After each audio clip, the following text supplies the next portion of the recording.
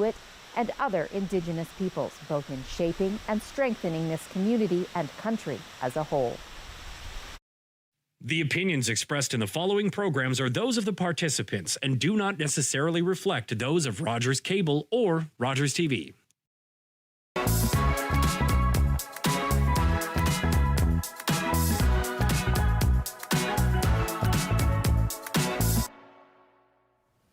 Welcome to Modern Business, the show that bridges the gap between the viewer and the entrepreneur or market maker.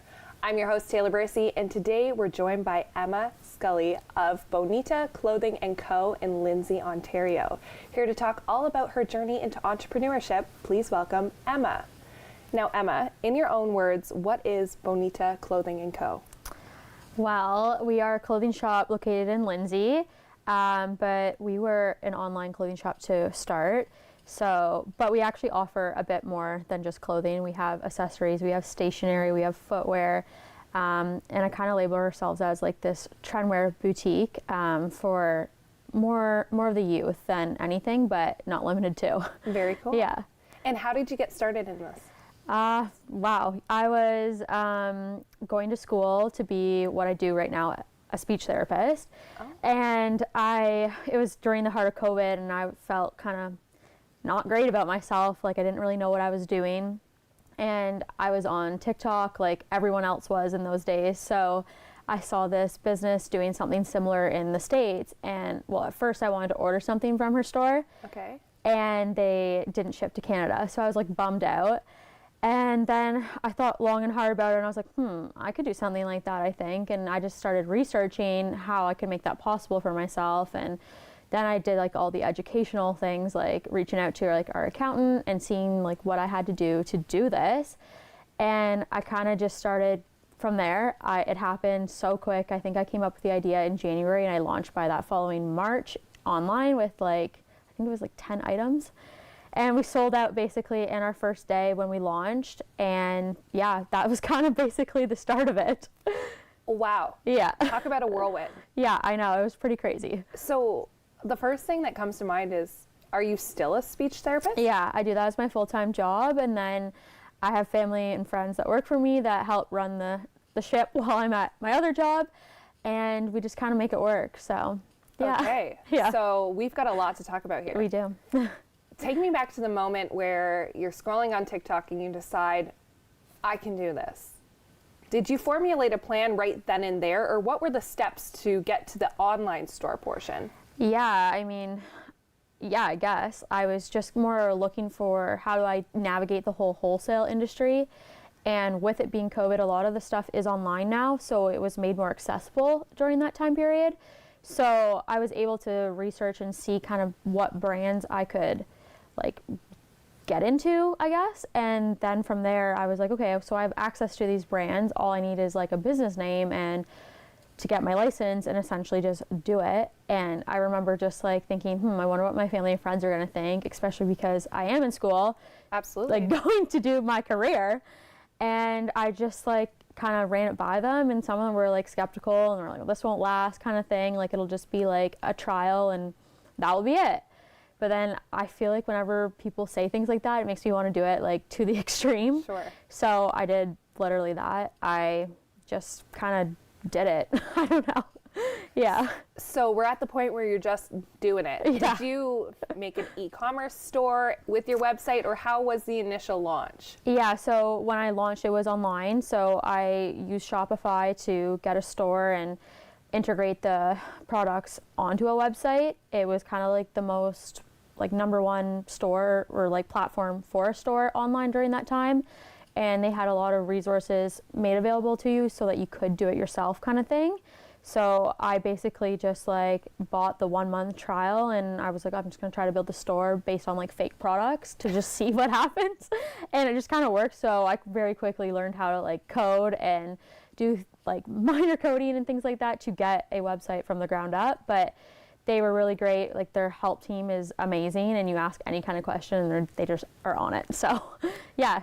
So you make this Shopify site with fake products and you go, okay, I can do this. Yeah. Let me figure out how to do it. So did you make a logo off the bat? Did you create the name off the bat? and the product, or? Yeah, so I guess when I knew that I could do it, I kind of came up with a name, and I really didn't know what to call it. I didn't really know. I knew what kind of style of items I wanted, but I didn't know how I would market that at all. So then when I was brainstorming with my mom one day, I kind of wanted to name it after something that was meaningful and that had meaning behind it. And then my mom kind of was like, well, what about like your Aunt Bonnie? And I was like, oh, I never thought about that. So then I started really thinking about it, and basically my aunt had passed away when I was in high school due to cancer. I'm sorry. Yeah, and her name was Bonnie, but her real birth name was Bonita, which translates to pretty clothing. So I just kind of thought that kind of works, and it kind of has a story that people will want to hear, and everyone in our community like suffered like the same loss that we did. So I kind of thought that it was rather fitting. So yeah, that basically just started the name, and then I reached out to a friend in school who does like graphic design on the side, and I just kind of say, hey, this is what I'm thinking. Can you do this for me? And she's like, yeah, well, what are you thinking about? And I was like, I don't really know. I know that like we're going to name it Bonita Clothing Co, but I just don't know the design. I know it has to be like delicate and pretty based on like the name being pretty. So yeah, she just kind of drew it up with like florals, and it just worked. So the first logo you drew up is the logo you still have today. Yeah, so I thought about when we got our storefront, like launching into like something else, but I just thought it really does have a story to tell, and everyone kind of in my life at that point had played an important part in my launch of my business. So I kept it the same, and I feel like it really is a story to tell. So I don't think I'll change it ever now, but it was a thought at one point. Absolutely. And do you think your Aunt Bonnie would have liked the way that you rolled out your business so fast and furious? Oh my gosh, I don't know if she would like her name being on a clothing store downtown. I don't know how she'd feel about that, but I think that what's inside is what she would love the most, and kind of like how many people play like an important role in it. I think she would really like that. And so it's kind of funny. So when we launched, I had 10 things, and I think I had like 10 family members, and that's who I named the clothing after. Nice. So it was like, my mom's name is Lori, so it was like the Lori top or whatever, and I tried to do that as much as possible until I ran out of names. But I think about that all the time, and I'm like, oh yeah, if she was here for that, she would have like got it. So yeah. I love that, and it's a nice way to tie in and show respect for your whole family by having something for them. Yeah, exactly. So sticking with this initial whirlwind launch, Yeah. when you bought these 10 items, how did you have the capital to do that, being in school and just freshly figuring out what your career was going to be? Did you get an investor? How did that work? Yeah, so I knew I never wanted to go in debt for it. I went into debt for school, and that was not just something that I wanted to do again. So I had like a couple $1,000s to my name at the time, being in COVID. So I thought, well, I'm only going to get the money back if I do it right. So it would be a small investment, but I could eventually make it into like this big investment eventually. And I hadn't really dabbled into the whole investment side of things because I hadn't had that much money because I was a student for so long. So I think it was a couple $1,000s, and I was just like, whatever, it's a couple $1,000. If I lose it, I lose it. But like, I kind of knew in my heart that like, I'm going to do it right. So it will come back one way or another. But yeah, that's why I started with so little product, was because I only had so much money to invest in like the shipping bags, in the stickers, in the tissue paper, and all that other stuff that people don't necessarily see. So I really had to stick to a budget to do what I wanted to do. But yeah.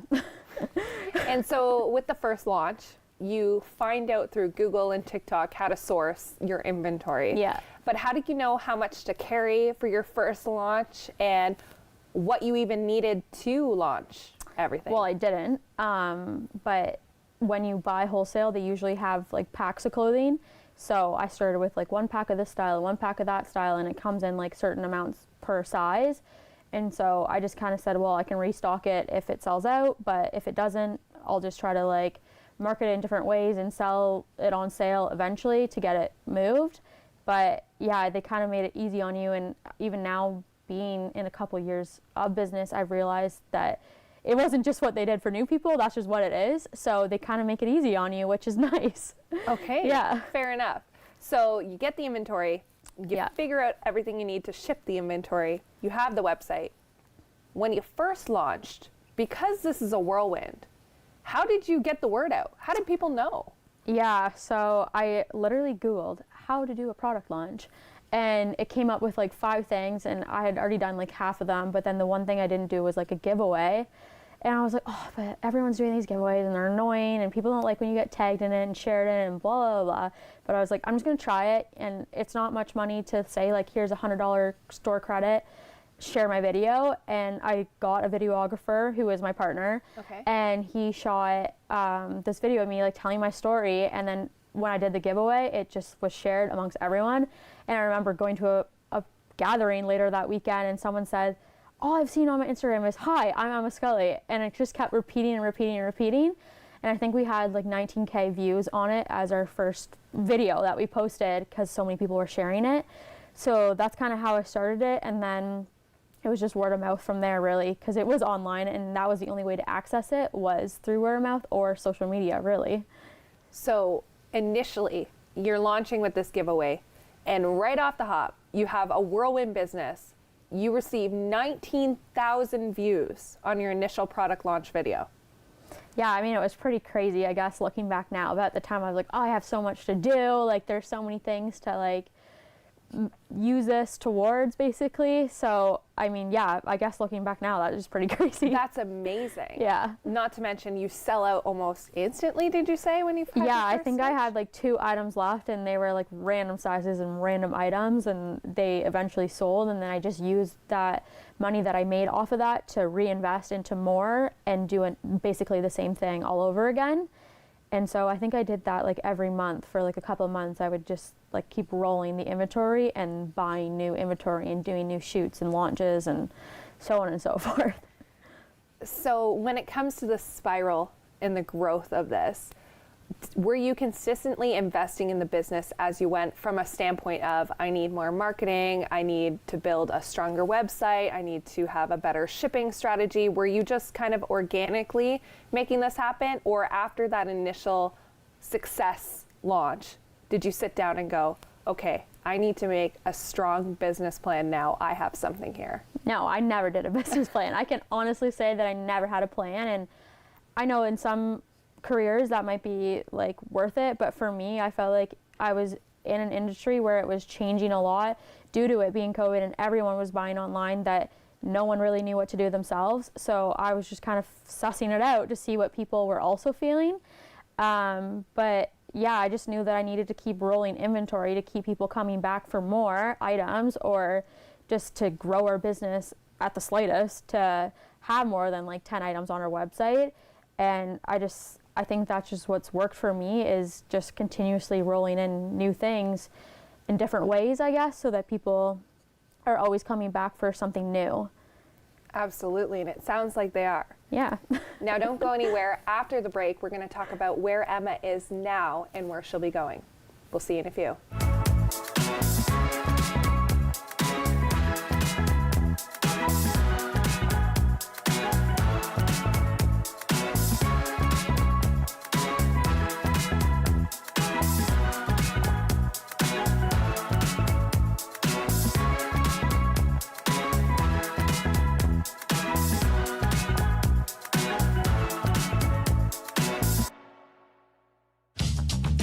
This program is brought to you by Ignite TV. Now you're in command. Visit Rogers.com for more details.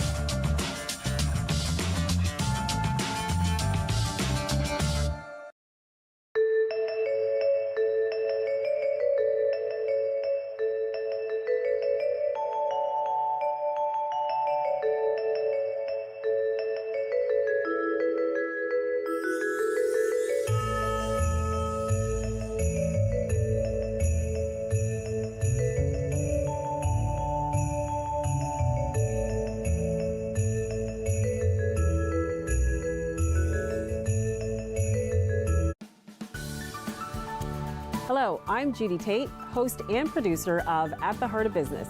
Join me each week as we speak with women in business about their challenges and their successes.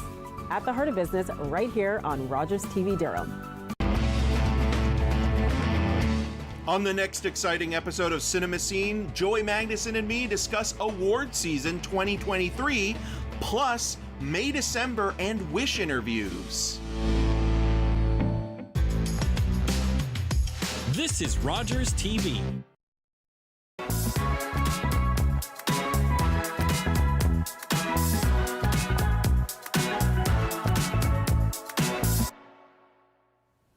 Welcome back to Modern Business, the show that bridges the gap between the viewer and the entrepreneur or market maker.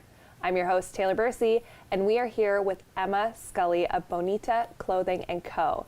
Before the break, we were talking about how she launched her business with a whirlwind online launch and a promo video that landed her 19,000 views to kick off her business. Now we're going to discuss where she's at and where she's going. So with that, Emma, we left talking about the online evolution of the store, but now you have your own storefront in Lindsay. So talk to us a little bit about how that all came about. Yeah, so I knew, well, after I launched online, I spent the summer like building my business online and kind of just feeling out what worked and what didn't. And then the following summer, I wanted to do pop-ups and get people out to like actually feel the product, because that was something that my customers have been saying, that they want to like see what it's like, what we have available before they actually buy it, kind of thing. So I had a few stores that I popped up in, and every time I popped up, I was like, I need to have a storefront, and people would literally tell me that all the time. But I was in my career and I didn't know, I felt like I was being like torn both ways. But then last year around this time, actually, a friend had reached out and kind of said that she also wanted to find a store. And so she kind of like looked with me, and we found the storefront, which is where we're at right now. And basically we just signed the lease, and I didn't even think anything else. I mean, my mom and everyone in my life was kind of like, well, what if this and what if that? And it was the same thing when I launched. I was like, well, I'm just going to do it. So don't tell me anything negative. I don't care. But yeah, so that's basically how I found the storefront, is where we are at now. And we've been there for almost a year now. We're coming up on our 1-year launch as of November 18th. And yeah, I mean, it's been a pretty crazy year. So do you share the space with another business, or who is the we? Yeah, so I share the space with a baby shop. We're 2 separate stores. We have 2 separate entities, and when people come in, they basically come to my side and pick out what they want from my shop, and we cash them out as like their own individual shopping experience. But the same goes for her. She's able to do her baby stuff on her own side with her own checkout and everything. It just kind of, it was definitely a new experience, I think, for a lot of shoppers to go into a shop and see like 2 separate checkouts for 2 separate stores in one storefront. But once they got used to it, it's just kind of worked. But yeah, actually in January, we are taking over the full storefront. So I'm able to say that now, and it's crazy what a year can do in terms of growth and building that inventory. Absolutely. Yeah. And do you think it actually helped you in the beginning to share that space with another business? Yeah, like sharing the overhead was definitely a really attractive like buy-in for me, especially because I knew that I still wanted to have my full-time job, and just cutting the cost basically in half was really attractive to say like, okay, we'll try this and see if it works, and if it doesn't work, it doesn't work. It was only half of the overhead. So yeah. Absolutely. Now, one thing popped into my mind as you were talking about the pop-ups and people being able to feel the clothing. Yes. The one thing that never occurred to me is when you launched online, how did you tackle returns? Actually, we had very few returns. Really? Yeah, and I don't know if that's just with people being nice and they didn't want to like inquire, but we did have a policy available that if they were to buy something and they didn't like it, we pay for the shipping label back. It just has to be in the same condition and unworn and have the tags on it and all that jazz. But I think there was one person from our first year in business that returned her item because it just didn't fit properly. But yeah, and again, I don't know if that's just people being nice and trying to be supportive of me. I don't know, but they haven't told me otherwise. Okay, fair enough. Yeah. And now you have a storefront, you're getting ready to move and take over the entire storefront. So, you know, were you prepared for things like building a fitting room and having a POS system and all the nitty-gritty details that go into actually having a storefront location? Yeah, I think my growth of my business is really unique in the sense that I was able to do that all slowly. So having my online shop, it was just automated. People went to www. and like went into my website and then they checked out themselves, and then I did all the behind the scenes things. But when I was at pop-ups, I needed a POS system to cash in payments. So that was kind of like my next step. And then from there, it was like adding the barcode scanner and getting things more official and like a receipt printer instead of just like printing off of my own printer at home, so that it was easier on our staff. But I think doing that gradually really helped me. And then in terms of like a renovation, I'm very lucky to live in a family of like tradesmen. Oh, so perfect. they got put to work whether they liked it or not. And yeah, I had to get my hands dirty too, and that's just the way of the road. But it was fun, and I tried to document it all as the best I could during that time, so I have those memories to share and also just to look back on to see our growth. Absolutely. Yeah. And as much as this is 100% your business, it seems that you have sprinkles of your family Oh, and yes. those key Yeah. people within your journey. Yeah. So it's nice that you're documenting it to Yeah. have that, because that could be a part of your business storyline. Oh yeah, in the totally. future. Yeah, and so it's funny, my mom works for me and my cousin works for me, and then now my best friend's mom works for me, so it's very much so a family affair. And having those people in our store who actually care about the story just as much as I do, it shows, and I think that's attributes to how successful we actually are to this day. Absolutely. Yeah. And was it tough for you to hire people to work in your business?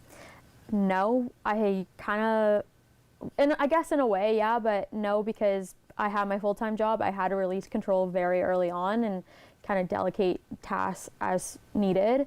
But knowing that I had those like closer connections of people in my life to complete those tasks, it made it a lot easier to put that trust on them, I guess. Yeah. And you don't feel awkward as a boss to those individuals now? No, and I feel like I have kind of an open communication with them all. Like if they don't like their job, I want them to tell me, and if I'm doing something wrong, I want them to tell me, and they've told me the same. Like if they're doing something wrong and it needs to be changed, they know that I'll tell them, or I'll just like move it, and there's no hard feelings.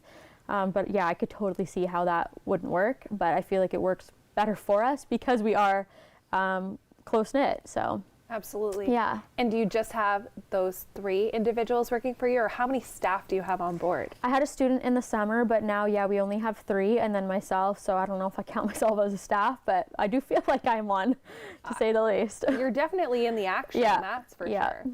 And earlier you mentioned how when you had the storefront, you had to figure out a barcode scanner and Mm-hmm. putting barcodes on clothing. How did you figure all that out? Lots of swear words and late nights.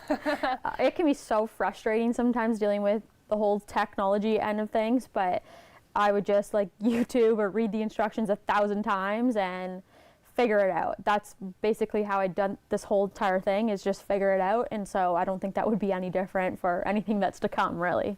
Fair enough. Yeah. And earlier you mentioned how you started with 10 items based on inspiration that you had on TikTok. Now you have the storefront where you have a store full of clothes, but you also have the stationery and the accessories. How are you sourcing this inventory and knowing what you want to bring into the store? Are you watching trends? What are you following to figure that out? Yeah, that's a really great question. I definitely follow a lot of European influencers. They're always ahead of the trends. And then a lot of time with our brands, they have like these lookbooks that kind of show like what's in trend this season, and then they have their line sheets based on that. So that certainly helps, but I definitely do have my own style, and our store is known for certain items in our shop, I guess.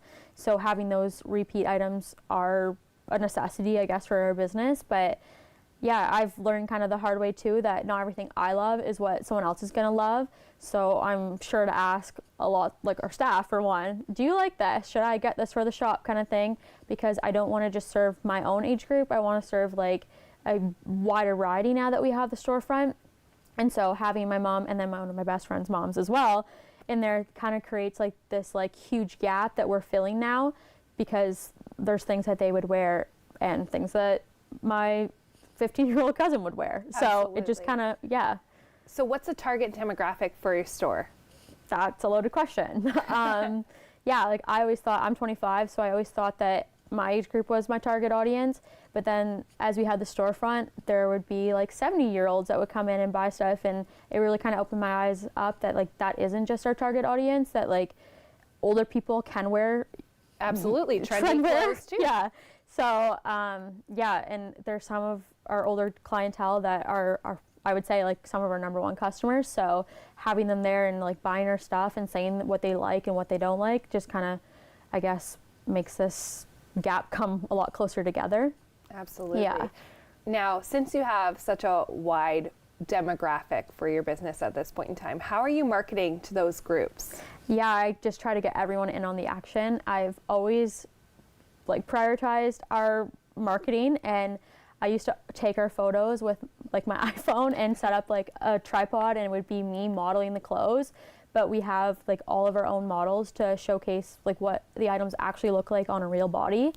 And I do just that with all ages. So yeah, I just did a reel the other day with my mom, and I was like, fashion doesn't have like an age category kind of thing. And so many people were liking and commenting and saying like this, I relate to this so much because there's things I want to wear that I feel like I can't, but you just got to modify it kind of thing for your age category, I guess.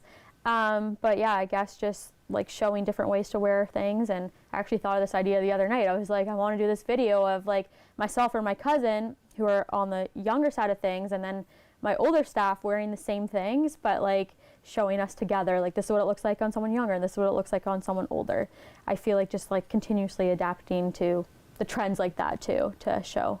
Sure. Yeah. And since this idea kind of came from TikTok and social media, would you say that social media is your primary marketing source at this point in time? Yeah, a lot of our referrals and like followers come from Instagram, and I have been very, I think, good at like showing my life as a store owner and making it more relatable for our customers. So I'll go on and I'll give a shop tour, and I'll hold up something that isn't on the website yet, and people will be like, oh, I want that, I'm coming into the shop for that kind of thing. So just, yeah, adapting and showing our life in the flesh basically has really helped my business be what it is today. And would you say it's more video than photos, or? No, it's definitely both. I have a photographer hired now and a videographer that work on our team to like market our items the best way we possibly can. So I use both in multimodal ways, I guess, and it just kind of works. And I know people look forward to seeing when we launch a new product in whatever kind of photo shoot background we were doing, because lately we've been doing around the Kawartha Lakes and showcasing what our town is for what it is. When I went to school, I always said I'll never come back here. I don't want to be back here. And now I feel like I'm doing the opposite, is like romanticizing what our town and what this area is for young people to actually come back, and there's things for us. Absolutely. Yeah. Now, do you have a trade tip for our audience today? Well, I kind of was thinking about two. So my one would be just do what you want to do. Just try it and see if it works. If it doesn't work, then it doesn't work.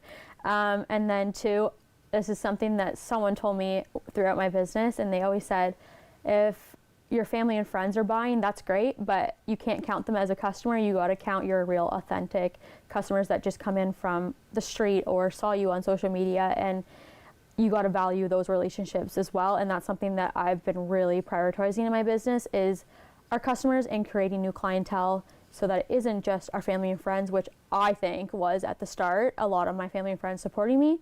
So I think just expanding in those regards will really help your business. Absolutely. Yeah. Emma, thank you so much for joining me today. Yeah, no worries. This has been another edition of Modern Business. I'm your host, Taylor Bursey, and we'll talk to you next time.